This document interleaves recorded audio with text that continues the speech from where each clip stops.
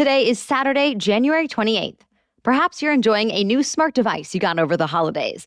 Or maybe you're trying to cut back on how much time you spend scrolling on social media in the new year. Some of you are probably trying to figure out a way to keep working from home at least some of the time. No matter what, my guess is that your use of technology has gone up one way or another since the start of the pandemic. So what does it all really mean for our data privacy? And at the end of the day, do Americans really care about privacy, or will convenience win out almost every time? Today, I'm chatting with Joanna Stern, a senior personal tech columnist for the Wall Street Journal and a contributor for CNBC. She's sharing the personal moments privacy does seem to matter to consumers, what she found that surprised her about whether our devices are actually listening to us, and which newer technologies could be the next to transform our lives in the near future. Welcome to the Newsworthy Special Edition Saturday, when we sit down with a different expert or celebrity every Saturday to talk about something in the news. Don't forget to tune in every Monday through Friday for our regular episodes, where we provide all the day's news in 10 minutes. I'm Erica Mandy. It's now time for today's Special Edition Saturday. Joanna, thank you so much for coming on the Newsworthy. Thanks for having me. So I think a lot of people know that technology companies are constantly collecting a lot of information about us, from location to our activity online.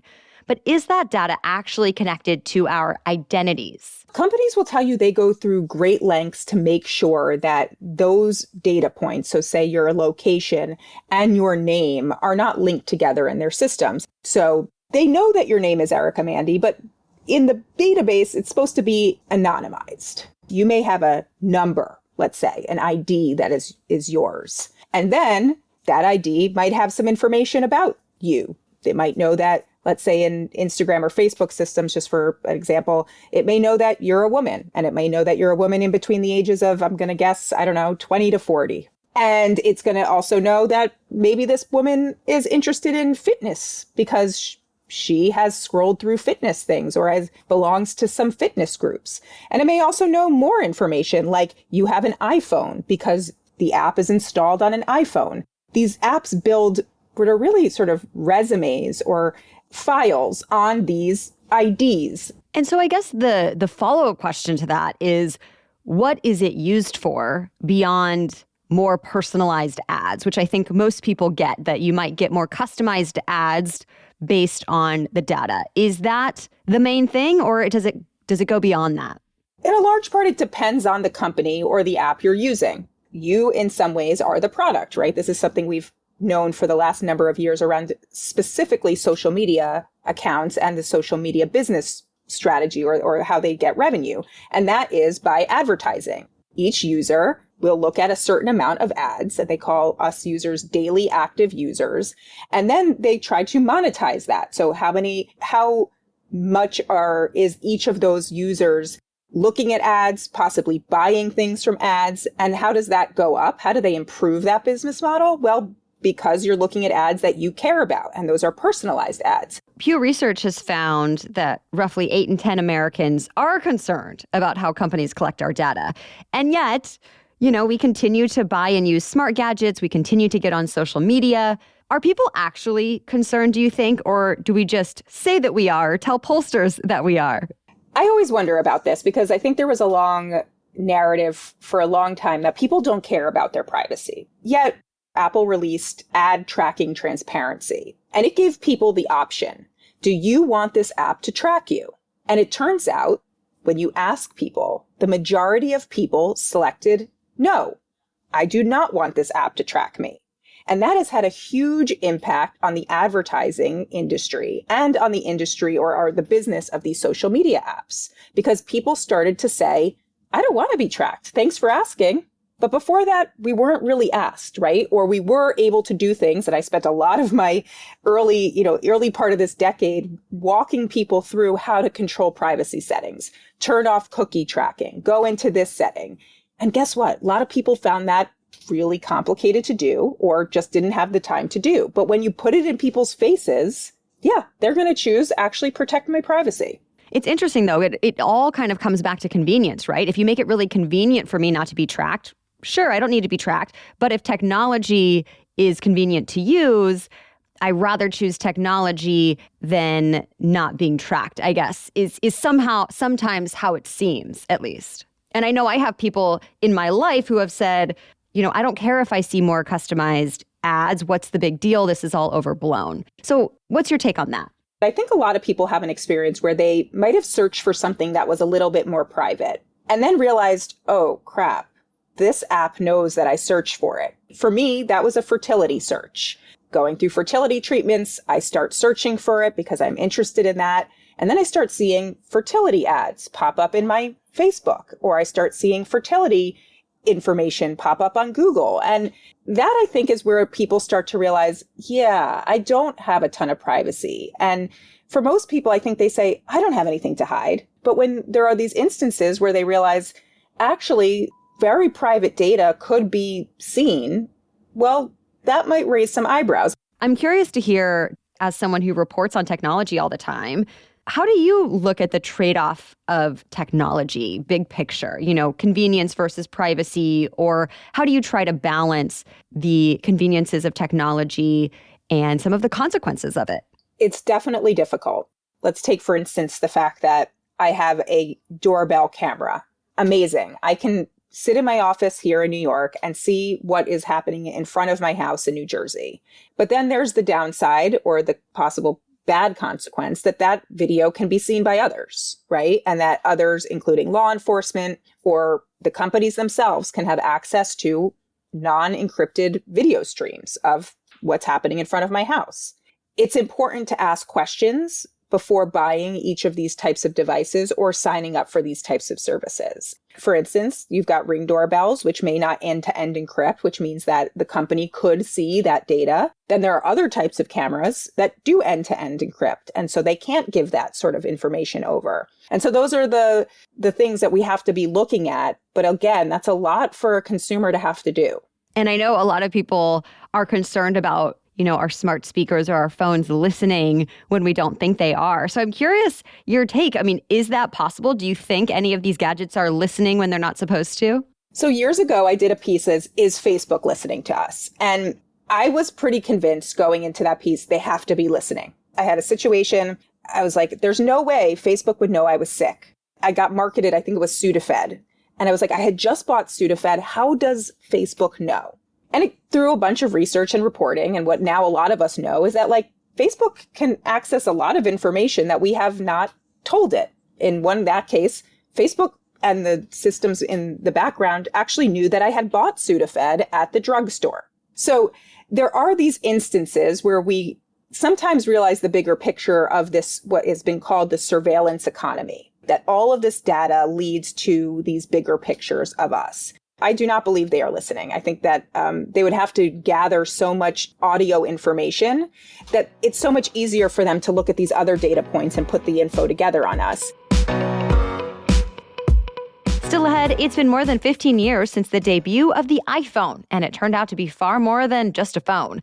Next, we're talking about how these smartphones permanently transformed our lives and culture and attention spans, and which technologies will have the next big impact on society.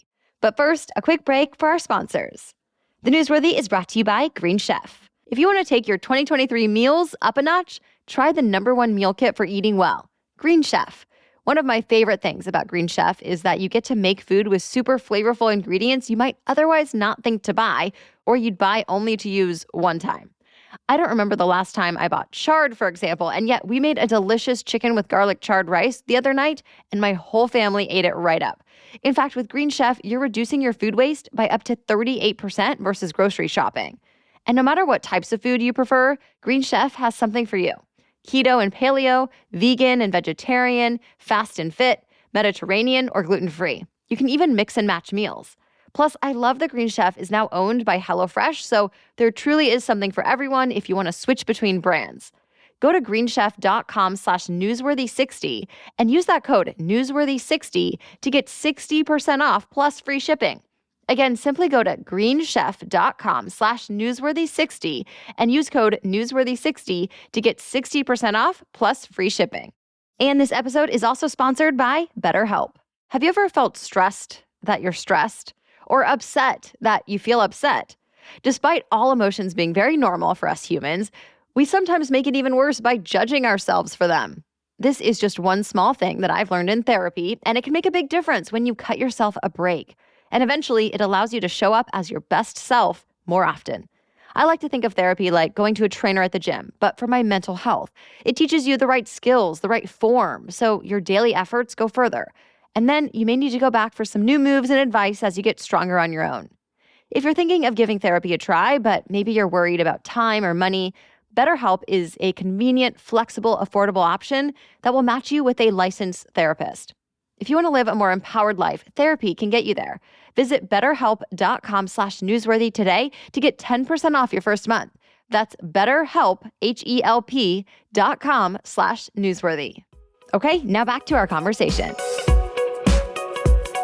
So let's take this conversation a little bit beyond security and privacy, because as you've talked about in your documentary, 15 years after the iPhone came out, that it has truly changed our culture. So what stands out to you the most in terms of how technology such as the iPhone has changed us as a society? For the documentary, I went and I found a child who was born the same day the first iPhone was sold at stores. And so his parents go to the hospital that day he's born and they bring a digital camera, right? Remember those? The dad told me he drove there using a GPS, a Garmin GPS he had in his car. He had a BlackBerry phone. And it brings you back to a time where we didn't have an all-in-one device that did everything for us. They couldn't have called an Uber at that point if they needed to get to the hospital. 15 years later, we have these devices. That child is able to do everything on a mini computer in his pocket. And so are his parents, right? And he uses it all the time to take photos, and he uses it all the time to be on Reddit, and he uses it all the time to game.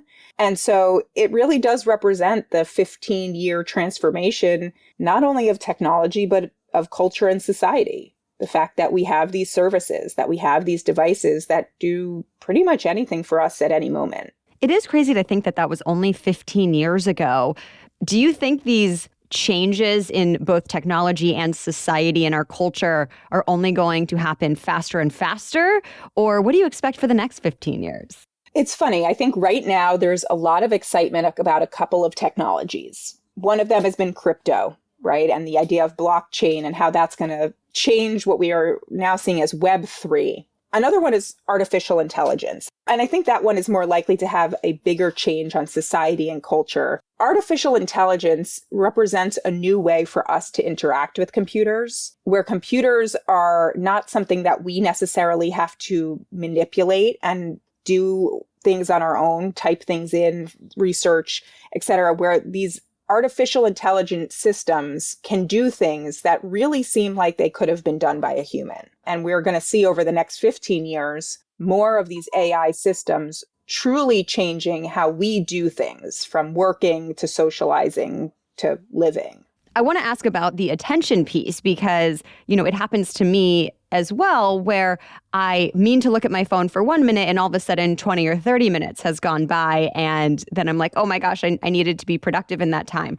Do you think that's just going to get worse, or are the companies and the technology starting to recognize that this is a problem and they're going to do something about it? What do you expect about our attention spans and technology?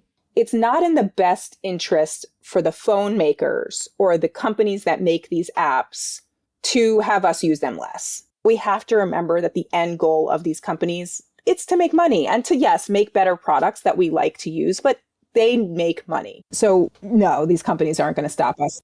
But it's funny, last week in my newsletter, I wrote about a company called Aro, A-R-O, and they're making a box that you put your phone in. Inside the box, there are chargers. And then there's an app on your phone that tracks how much time you've had the phone in the box. And what I thought was interesting about this is it actually creates this physical barrier between you and your phone. It's not like it's just like some software screen that pops up and says like, you've been on your phone all day, you need to take a break. And I think a lot of people, that's not enough. We need a physical thing to take this phone out of our hands. We basically need our hands tied up to get the phone out of our hands. How do you think people can be smarter about their technology use, whether that's privacy, whether that's attention or any of the other aspects that we've talked about? We're so busy, and our tech has only made us busier, right? We have more emails and more texts and more apps to check, even though we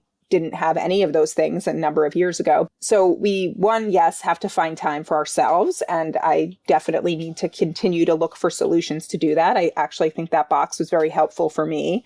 But on top of that, we do need to have a better understanding, because the tech moves so quickly and these tech companies move so quickly that we need to keep pace with that as we are using these devices, and so we can better understand how they impact us and, honestly, the people around us. Well, thank you so much to our guest, Joanna Stern, for her perspective and analysis. For more, check out her Wall Street Journal column and give her a follow on Twitter. And her documentary about the iPhone is called The iPhone Baby: How 15 Years Shaped a Generation. It's available on the Wall Street Journal's website, and we have a link in our episode notes. All right, be sure to listen again on Monday for our next regular episode. We provide 10-minute news roundups every weekday by 4 a.m. We'll be back on Monday. Until then, have a great weekend.